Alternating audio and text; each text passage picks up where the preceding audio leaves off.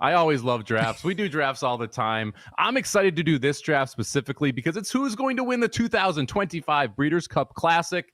It's a more fun way to talk about who are the best older horses and throw out some of the odds right now attached to those horses. I flipped a coin before the show, and unfortunately, you are the lucky winner. So you get the first pick here in the snake draft. You're lucky that I get to go first because you flipped a coin without me knowing. And it's like, well, if it was you, then okay. Am I just supposed to believe that? I would have debated. All right.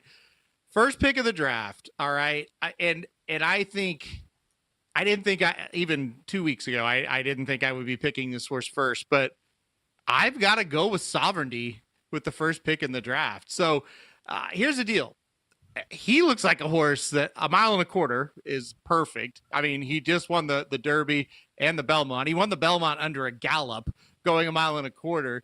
He looks like a monster right now to me. And could he get better between now and November? Yes, absolutely. That's what 3-year-olds usually do. They improve throughout the year. If he just can kind of show up to the Breeders' Cup and run what he did in the Belmont, he's already well within the realm of conversation. If you get this horse to improve a little bit, say at the same rate that the 3-year-olds from last year improved, I don't think they're beating him. So I'm going to take Sovereignty with the first pick. I don't hate it. Right now, favorite at 4-1. I would not bet it because of the 4-1 price. No. There's a lot that can happen between now and the Breeders' Cup, but was number one on my board. So I do agree with you. I think Sovereignty would be the top pick right now. The idea of him progressing in the second half of the year makes him very, very scary in a Breeders' Cup Classic type situation. You know, Bill Mott would love to win that one at Del Mar as well. Second and third picks for me. Kind of happy I actually got second and third picks here because I was assuming you'd take Sovereignty, and I wanted to take two of the older horses. I'm going to leave journalism to you if you want journalism on the comeback here. I'm going to take the most forgotten horse in the world right now. Give me Forever Young. The Japanese horse that came over, ran third in the Derby last year, has been progressing very well. I thought ran pretty good in the Breeders' Cup Classic last year. Very, very talented horse who is going to break through on American soil one of these days. I will take Forever Young as the second pick here. He is currently 10-1 if you're looking for that. And third pick for me, I will take Fierceness, who I'm going to forgive for the Met Mile. It was a mess. If you look at the best horse going 2 turns last year, I think it was Fierceness over Sierra Leone.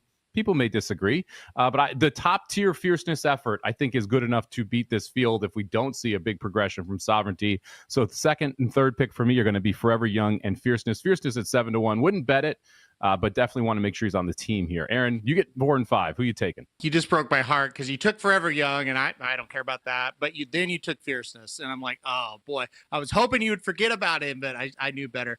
I'll echo just real quick what you said about Fierceness. He lost in the Met Mile. I don't hold anything against him in that race. Raging Torrent won that race. He's really hard to pass when he gets to the front. And I really think Fierceness needs longer than a mile. So I think that's a really good pick. Forever Young, the other horse you picked, I've been there, done that with him last year. I bet him to win the Classic last year. He got waxed. He had no excuse. So I'm done with him. All right. Okay, fourth pick, I'm going to take Nysos. This is a horse trained by Bob Baffert. Back in his 3-year-old season, everybody thought he was going to win the Kentucky Derby, and he got hurt. He was gone like 500 days. It felt like he was gone forever, over a year. Came back, ran a really nice third in a really tough race over the slop at Churchill Downs. Last time out, just blew out a very easy field there at Santa Anita. He is going to the San Diego Handicap next, so he is stretching out to 2 turns, and that is a prep race for the Pacific Classic, which is a mile and a quarter. I don't know if he wants to run that far, but if he does, he will be very tough. So give me Nysos in the number 4 spot. I think he is kind of the wild card. We don't know who he is quite yet. We're going to find out. I know he's got a ton of talent. In the 5th spot, I am going to take Journalism. I think Journalism ran 3 extremely good races and only was able to win one of them during the Triple Crown. But like Somich, you said it. A lot of things can happen between now and the Breeders' Cup Classic in November. What if Sovereignty kind of has a little injury and he's out? All of a sudden, Journalism looks a lot better, right? Because he's beaten everybody else with Sovereignty. So I'll take Journalism at number 5. I also think he's a horse that will improve a little bit. You know, this horse is by Curlin. Curlin got better as the 3-year-old season went on. Curlin won the Breeders' Cup Classic in 2007. Guess what? After running in all 3 legs of the Triple Crown and only winning 1, and that one race was the Preakness, Curlin had a huge summer, and then, like I said, won the Classic. So maybe Journalism could do something similar. So Nysos and Journalism for me at 4 and 5. Nysos 10-1 right now on the board. If you want to bet Nysos, bet him before the San Diego. Because if he romps and then romps in the Pacific Classic, and I think if he romps the San Diego, he does romp at the Pacific Classic, he ends up your favorite second choice, somewhere in that range when we do get to the Breeders' Cup Classic there. So if you like Nysos, I think now would actually be the time to bet him, although obviously it's a Bob Baffert horse. A lot can go wrong between now and Breeders' Cup weekend, but you're not getting 10-1 if he performs the way that I think Aaron expects him to.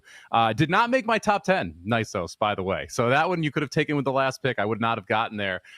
Coming back here, 4th and 5th pick for me, 6th and 7th overall. Give me White Abarrio.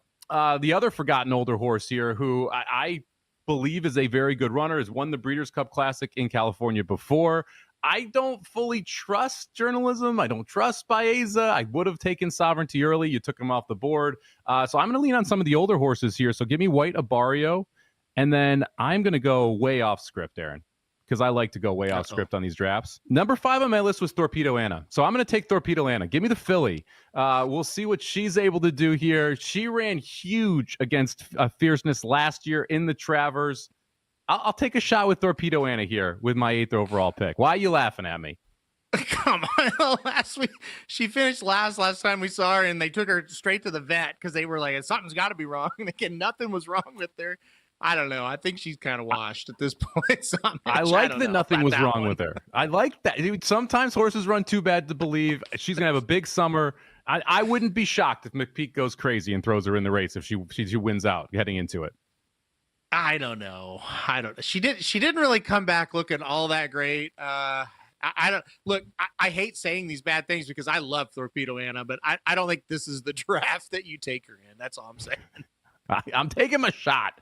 It was between her and a horse you're never picking in the next 2 picks. So I took her over that horse that will be named as the 10th pick. All right, who you got here? 8th and 9th pick in the draft.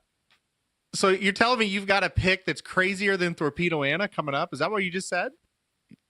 I am very confident you will not be taking this horse the next 2 spots. Okay. All right. I was just making sure I understood that. All right. For 2 picks for me. Listen, I'm talking Thorpedo Anna and whoever you're picking at 10 right into the winner's circle. So make sure to clip this. But all right, 2 picks Box them for up, me. baby. Yeah, I know, right? Everybody's like, okay, I'm going to write these down. For me, I'm going to go Mindframe with my next pick. Look, I think Fierceness is a better horse than Mindframe. I just want to say that right off the bat. So for the top Pletcher runners, I would rather have Fierceness, but I don't have that option. I'll take Mindframe though. Look, I think he's a horse that has a good deal of talent. I don't think it's elite talent, but I do think he has a good deal of talent. He's one that I think will get better here. He's a 4-year-old getting ready to run in bigger races. I do think he will get a little bit better. So yeah, listen, I think I'm okay with taking Mindframe. He needs to mature mentally. I think that's his biggest problem. Every time when he rounds the corner and turns for home, you do kind of look at it and say, you know what? He looks like a monster. And then he just kind of drifts to the right, drifts to the left. It's kind of like when we were talking about Sandman. He's like he's dodging invisible traffic out there, basically. That's kind of what Mindframe does a little bit as well. But I'll take him. Hopefully he kind of matures. Boy, the last pick, we're getting down to the bottom of the barrel here. I'm looking at my list. There's a lot of horses still left. Do I want to go crazy with one? I've got inside info on one, but I don't think he's going to win the Classic. Okay, I will go. Last pick. I'll just take Baeza. I'll take Baeza because he's a late foal, right? People thought he would improve in the Belmont, and it may have been a little too soon. I do think John Sheriff's is really good about being conservative and waiting till the biggest race to get that horse to pop, which I think that kind of happened in the Kentucky Derby. I think we saw his pop, and it was pretty good. Again, he needs help. He's got to get a little bit better to catch those horses in front of him. I'll take Baeza with the last pick because I do believe there's more to him. I do believe he will improve. So I'll go Baeza. So you took 3 3-year-olds, and you didn't take the one that I think is the one you should have picked. Give me Burnham Square as the last pick here. Oh. Burnham Square is going to, I'm telling you, it was down in Florida. He jumps in a wagon. Ran well down there. Ran well down there. Goes in the Derby. I thought ran huge in the Derby. I'm like the East Avenue loss, whatever. East Avenue got to go gate to wire in that race. Burnham Square, watch out for him. He gets a fair race with a full field. I think he is ultra dangerous. So I get Burnham Square the last pick, 35-1. I'm considering, well, 35-1 is not big enough. Let's be honest. We're still 6 months out. That's not big enough price. I think Burnham Square should have been the second 3-year-old off this list. I think Journalism and Baeza, they're not going to be able to do it. Neither's Burnham Square. That's where Burnham Square flag, planting it right now, baby. Let's go. If we were talking about, well, okay, I'll be positive about it because I will say this. I think the Haskell a race we talked about just a minute ago, that race for Burnham Square, I think that looks really good for him. I think that's a really good spot. Mm-hmm. I think he's going to be tough. We'll preview it in a few weeks, and I think you're going to probably single him the way you're talking about him, and I think I may pick him as well. He looks good in that race. The problem is, I still think I like him as a horse, but I still think there is so much improvement that's got to be done there that I'm just not sure that's going to happen. I guess it's not I laugh. It's not the worst pick because if he does improve like 15 lengths, he could do it. So you would take Burnham Square over Thorpedo Anna is what you're saying. That was the worst pick when I took Thorpedo Anna. Yeah. Way too early Breeders' Cup draft here. Aaron goes with Sovereignty, Nysos, Journalism, Mindframe, Baeza. My team ends up with Fierceness, Forever Young, White Abarrio, Thorpedo Anna, Burnham Square. We will check back on this the weekend before the Breeders' Cup, and we'll come back with this one so we can see how bad we did, honestly, doing this draft so early from the Breeders' Cup, because 6 months in horse racing is a very, very long time.